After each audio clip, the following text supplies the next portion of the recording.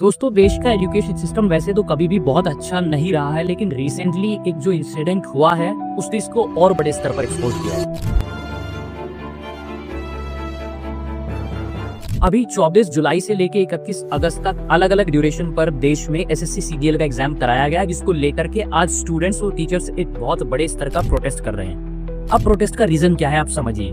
देखिए, ये जो एग्जाम होता है ये कंप्यूटर बेस्ड एग्जाम होता है। इसमें कंप्यूटर पर सवालों के जवाब देने होते हैं और जैसे ही कुछ स्टूडेंट्स उनके जवाब देने के लिए कंप्यूटर पर बैठे, उनको सामना करना पड़ा मल्टीपल टेक्निकल ग्लिच का।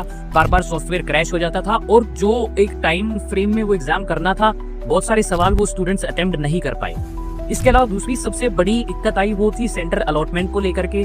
बार बार सेंटरों को बदला गया, एग्जाम सेंटर्स को, और उसके साथ साथ लास्ट मोमेंट पे कई जगह एग्जाम को कैंसिल कर दिया गया। एक केस में तो ऐसा हुआ, एक स्टूडेंट को जयपुर का सेंटर एलोकेट कर दिया गया था, लेकिन लास्ट मोमेंट पे उसको बदल के उसको अंडमान भेज दिया गया। अब आप समझिए, क्या ये पॉसिबल है एक स्टूडेंट के लिए एक दिन पहले जयपुर से अंडमान जाना? इसी तरह की तमाम चीजें हुई, तमाम सवाल जो एजेंसीज को कराती है उस पर भी उठाए गए। और जो एक तरह से हम नई एजुकेशन पॉलिसी के बारे में बात करते हैं, देश में एजुकेशन रिफॉर्म की बात करते हैं, और हमारी सरकार कहती है कि 2 करोड़ नए रोजगार लेके आएंगे, लोगों को एम्पावर करेंगे। अब आप नई व्यवस्था तो जब लेके आएंगे जब आप एग्जिस्टिंग इंफ्रास्ट्रक्चर को ही ढंग से चलाने में काबिल नहीं है।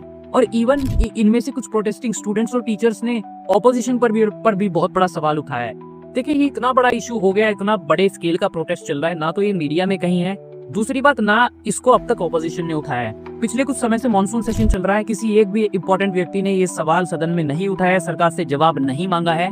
अब आप समझ सकते हैं कि जहां पर एजुकेशन को लेकर के बहुत बड़ी बातें होती हैं, वहां पर एक स्टूडेंट क्या अपने फ्यूचर में क्या सरकार से एक्सपेक्ट कर सकता है।